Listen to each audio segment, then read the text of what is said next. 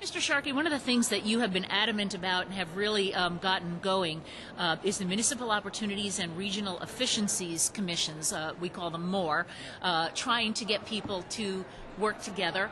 What's been accomplished so far, and what are you looking for in this session? Well, a lot of things that are not necessarily high-profile initiatives, but we are creating those efficiencies at the local level that I think property taxpayers in Connecticut in particular are looking for.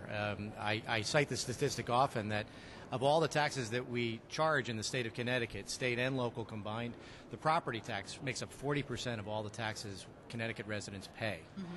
And so we need, while we're also trying to find out ways to make state government more efficient and reduce the cost of state government, we also have to do this on the local level. To do that, we have to create opportunities for cooperation, regionalism, and efficiencies at the local level so we can reduce that reliance on the property tax in the long haul. Mm-hmm. One of the things that we've seen happening in the state is mergers of hospitals. Most of our hospitals still are nonprofit. There is one for-profit hospital in the state.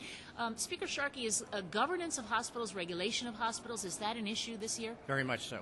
The world of hospitals in Connecticut and around the country is changing very, very quickly. And it's one of those issues that we have to get our arms around, I think, this session, because if we waited another year, frankly, the landscape will have completely changed a year from now. There are all kinds of ripple effects that we need to be mindful of.